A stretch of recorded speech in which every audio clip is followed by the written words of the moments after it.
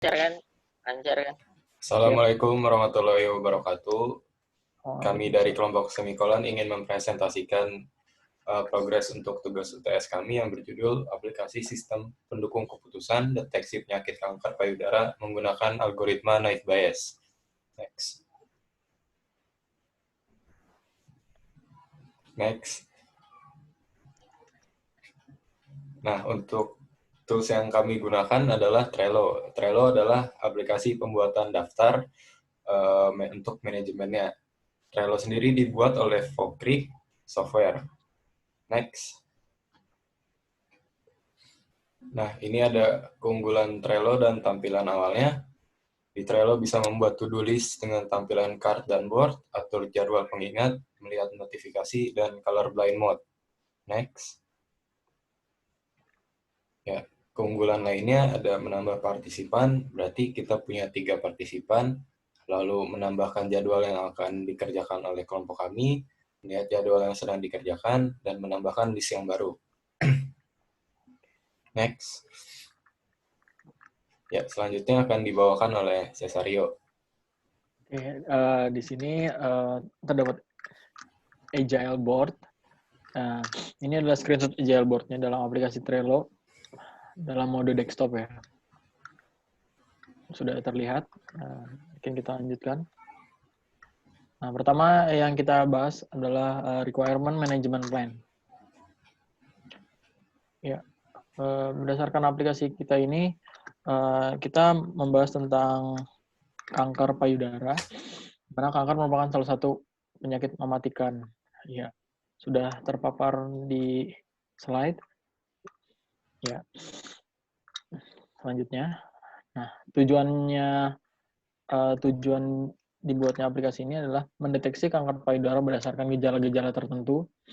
Yang kedua, membantu pengidap kanker payudara untuk mendeteksi stadium dan tingkat kanker payudara pada dirinya. Nah, yang ketiga, terapi dari masing-masing stadium dan tingkat kanker payudara. Ya, keuntungan dalam aplikasi yang akan kami buat, pertama, kritikal.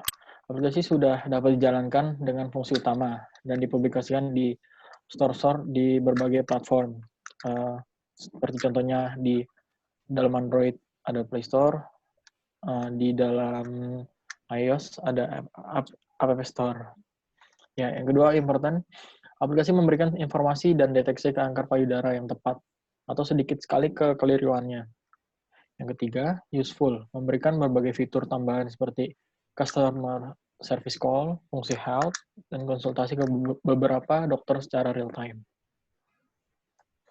Ya, untuk risk-nya ada 4 yang kita takutin. Yang pertama, kekurangan dana.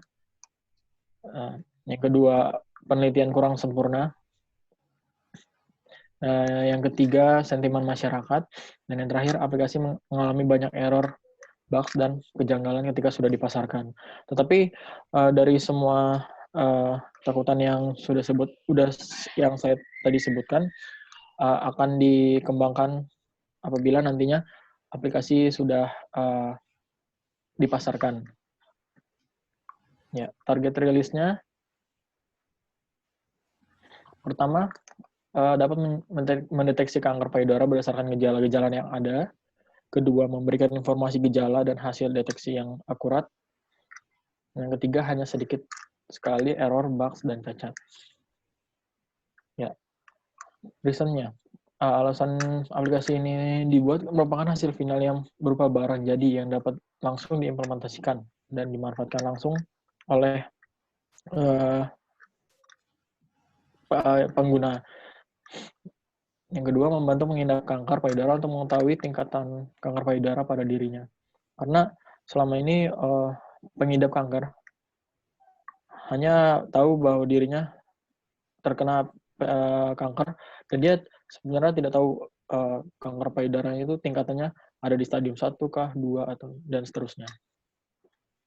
Ya, selanjutnya akan dibahas oleh Rifki Aulia.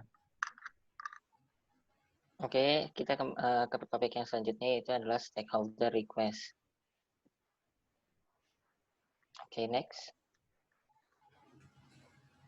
Oke. Di sini ada user profile. Ini adalah contoh dari sebuah user profile. Yang pertama ada yang namanya pertama ada nama Dr. Yunan.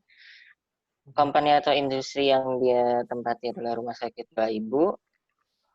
Pekerjaannya adalah dokter spesialis kanker. Tanggung jawabnya adalah bertanggung jawab atas pasien pengidap kanker payudara. Apa yang dapat disampaikanlah menerima laporan pasien kanker payudara. Untuk siapa? Untuk Rumah Sakit Bapak Ibu. Dan untuk pengukuran kesuksesannya adalah pertama adalah pendeteksian, klasifikasi level stadium, dan terapi atau pengobatan yang tepat terhadap pasien kanker payudara. Yang terakhir adalah problem interfere with success, yaitu adalah masalah-masalah yang mengganggu terhadap kesuksesan. Nah, yang pertama adalah kebutuhan terhadap pendapat kedua yang cepat, terpercaya, dan mumpuni. Oke, next. Selanjutnya adalah masalah-masalah yang kita hadapi. Salah satunya adalah why does this problem exist? Kenapa sih masalah ini ada? Karena dokter butuh pendapat kedua yang cepat, terpercaya, dan mumpuni. Dan bagaimana cara kita menyelesaikannya? Memberikan pendapat kedua melalui aplikasi BCD. Oke, next. Nah, ini ada user environment atau lingkungan yang ditinggali oleh user. Usernya siapa sih? Usernya adalah dokter. What is their education background? Latar belakang mereka adalah dokter. Komputer background itu ya rata-rata yang penting bisa mengoperasikan secara normal pada umumnya bagi pengguna umum. User sangat berpengalaman dengan aplikasi. User harus berpengalaman dengan aplikasi desktop yang membutuhkan inputan, berikan informasi. Platform apa yang digunakan adalah desktop. Apa yang direncanakan untuk platform ke depannya adalah mengintegrasikan aplikasi dengan database rumah sakit. Apakah tambahan aplikasi yang kita gunakan untuk digunakan sebagai interface, yaitu adalah Excel dan Word, yang terasnya ekspektasi kegunaan dari usability dari sebuah produk bisa digunakan semua fitur dengan benar. Butuh berapa waktu lama sih untuk buat sebuah pelatihan itu, yaitu 2 hari. Dan what kind of hard copy and online documentation do you need? Jadi apa hard copy atau dokumentasi yang dibutuhkan adalah sebuah buku manual tentang tata cara penggunaan aplikasi BCD atau breast cancer detection. Oke, next. Oke, ada analisis kesimpulan stakeholder request. Analisis kesimpulan adalah pertama informasi kanker payudara. Stakeholder perlu memberikan penjelasan secara terperinci mengenai kanker payudara. Yang kedua adalah klasifikasi kanker payudara. Stakeholder perlu memberi penjelasan secara terperinci level kanker payudara. Yang ketiga adalah saran terapi. Stakeholder perlu memberikan penjelasan dan saran terapi dari masing-masing penderita kanker payudara. Oke, selanjutnya. Oke, vision. Next. Nah, di sini ada vision scope. Jadi vision scope ini adalah jangkauan dari dokumen vision atau visi kami ke depannya. Yang pertama, riset untuk klasifikasi tingkatan kanker payudara. Jadi riset ini berfokus pada tingkatan klasifikasi kanker payudara. Yang kedua, fokus atau batasan dari dari proyek kami adalah pembuatan aplikasi BCD untuk mendeteksi kanker payudara berdasarkan gejala-gejala menggunakan hasil riset yang telah dilakukan. Yang ketiga adalah yang jadi batasan kami adalah waktu research, waktu untuk mendevelop, tes, dan deploy. Oke, next. Selanjutnya ada definisi, akronim, dan singkatan, dan kepanjangan.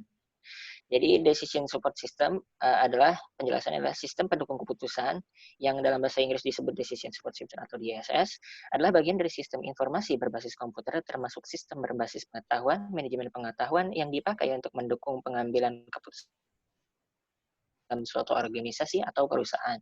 BCD adalah kepanjangan dari Breast Cancer Detection, yang merupakan aplikasi sistem pendukung keputusan deteksi penyakit kanker payudara menggunakan algoritma naive Bayes, yang membantu pengidap kanker payudara untuk mengetahui tingkatan kanker payudara pada dirinya. Oke, next. Nah, ini ada referensi-referensi yang kami ambil. Oke, next. Nah, problem statement, jadi masalah yang kami hadapi. Masalahnya apa sih? Jadi masalah yang kami hadapi adalah tingkat kanker payudara di dunia, terutama di Indonesia, merupakan salah satu kanker yang paling banyak penderitanya. Akan tetapi pengetahuan masyarakat terkait kanker payudara dan bagaimana cara mendeteksinya masih sangat minim. Mempengaruhi apa sih? Yang pertama, sponsor, investor, customer dan user, business partner, universitas sebagai organisasi, pemerintah pusat dan pemerintah setempat, instansi kesehatan, expert yang termasuk di dalamnya dokter dan staf proyek. Impact-nya apa untuk impact kepada masyarakatnya apa? Masyarakat banyak yang telat menyadari dirinya terkena kanker payudara dan mendeteksi kanker payudara dirinya pada sudah saat stadium yang tinggi. Terkadang penderita kanker kerap baru berobat ketika sudah masih stadium lanjut, kondisi itu memperkecil peluang keberhasilan untuk terapi pada dirinya. A successful solution will be, jadi solusinya apa sih? Solusi yang kami tawarkan adalah aplikasi sistem pendukung keputusan deteksi penyakit kanker menggunakan algoritma Naive Bayes yang dapat mendeteksi kanker payudara berdasarkan gejala-gejala tertentu dan menentukan tingkatannya. Oke, next.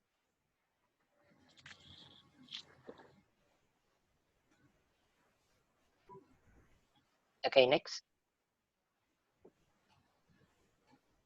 Nah, stakeholder and user description. Jadi stakeholder-stakeholdernya yang pertama ada sponsor atau investor yang merupakan pihak pemilik atau pihak yang memberikan dana.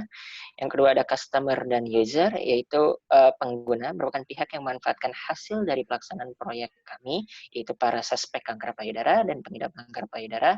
Yang ketiga ada business partner yang merupakan pihak yang memiliki kepentingan bisnis yang sama dengan kami dengan adanya proyek tersebut setelah proyek beroperasi, seperti penyediaan distribusi digital, yaitu Google Play Store atau App Store.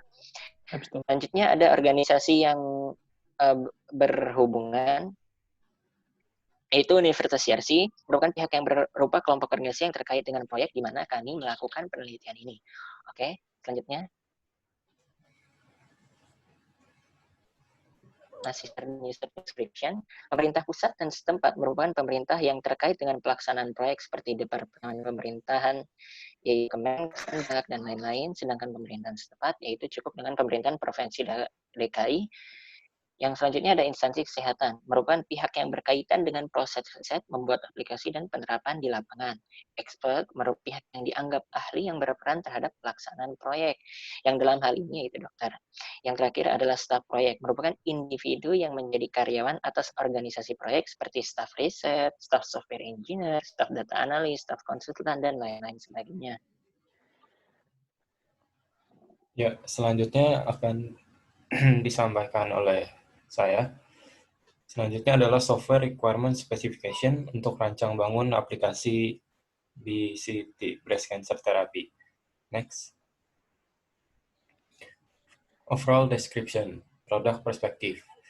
Dokumen ini berisi deskripsi, spesifikasi, persyaratan perangkat lunak dari sistem yang akan dibuat nantinya. Aplikasi breast cancer detection ini merupakan perangkat lunak yang digunakan untuk mendeteksi kanker payudara dan tingkatannya.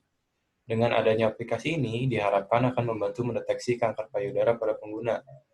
Namun, tidak hanya itu, perangkat lunak ini juga memiliki fungsi untuk berdiskusi dengan dokter, tenaga medis ahli, dan penderita kanker lain. Aplikasi ini juga memberikan informasi terkait rumah sakit rujukan jika pengguna ingin melakukan pemeriksaan atau perawatan lebih lanjut. Bila melihat dari sisi aktor yang terlibat, ada 3 aktor aktif yang terlibat, yaitu user atau pengguna, lalu ada tenaga medis sebagai konsultan, dan teknisi yang melakukan maintenance dan perbaikan sistem aplikasi. Next.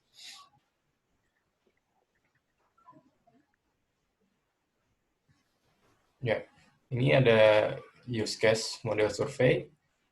Yang pertama ada tes visual, melihat gejala kanker yang terlihat oleh mata, ada tes sentuh, menyentuh payudara untuk merasakan gejala kanker, melihat informasi gejala-gejala kanker, hal lain yang terkait, dan petunjuk cara melakukan deteksi kanker payudara. Yang keempat, ada pengingat, menyetel pengingat untuk tes diri, tes klinik, dan tes mamogram. Ada diskusi, melakukan diskusi dengan tenaga medis ahli seperti dokter, ada maintenance dan repair. Perawatan dan perbaikan sistem aplikasi yang dilakukan oleh pihak pengembang secara berkala. Bisa dilihat dari use case-nya, ada 3 user, pengguna, teknisi, dan tenaga medis, yang masing-masing mempunyai hal yang dapat dilakukan. Next. Setelah ini ada fitur-fiturnya. Ya. Fitur pertama ada melihat informasi dan petunjuk. Nah, di dalam melihat informasi dan petunjuk, ada fitur pertama yaitu aplikasi menyediakan informasi terkait gejala-gejala kanker payudara. Yang kedua, ada aplikasi menyediakan petunjuk untuk melakukan pemeriksaan kanker payudara. Dan fitur terakhir dari melihat informasi dan petunjuk, menyediakan informasi rumah sakit rujukan, relawan, dan event, serta juga tentang developer. Nah, dalam core feature tes visual, terdapat 3 fitur. Yang pertama, menyediakan petunjuk bagaimana cara melakukan tes visual dari kanker payudara. Yang kedua, pengguna memasukkan informasi yang relevan terkait pemeriksaan secara visual. Nah, yang ketiga, aplikasi menyimpan masukan dan memberikan hasil setelah dilakukan tes sentuh. Selanjutnya ada tes sentuh. Fiturnya ada 3 juga. Yang pertama, menyediakan petunjuk bagaimana cara melakukan tes sentuh terhadap pasien atau suspek. Yang kedua, memasukkan informasi yang relevan terkait pemeriksaan secara sentuh. Dan yang ketiga, menyimpan masukan dan memberikan hasil setelah dilakukan tes visual. Rifki, selanjutnya. Oke, ada fitur tambahan, yaitu fitur diskusi. Nah, di fitur ini pengguna dapat melakukan diskusi dengan tenaga medis ahli atau penderita kanker lainnya. Oke, next. Nah, ini adalah yang terakhir. Jadi, user class dan karakteristik. Jadi, kelas user atau karakteristik dari user yang menggunakan aplikasi kami atau target user kami adalah yang pertama, pengguna familiar dengan penggunaan smartphone Android. Yang kedua, pengguna dapat melakukan tes visual dan tes sentuh. Jadi ini adalah 2 komponen utama dari pengguna. Pertama, pengguna familiar dengan smartphone. Yang kedua, bisa melakukan tes visual dan tes sentuh tersebut. Sehingga dapat pengguna dapat mendapatkan hasil sesuai dengan tujuan aplikasi ini. Oke. Oke, Inan. Inan. Oke, cukup sekian presentasi dari kelompok kami. Mohon maaf jika ada kurang lebihnya. Wassalamualaikum warahmatullahi wabarakatuh. Waalaikumsalam warahmatullahi wabarakatuh.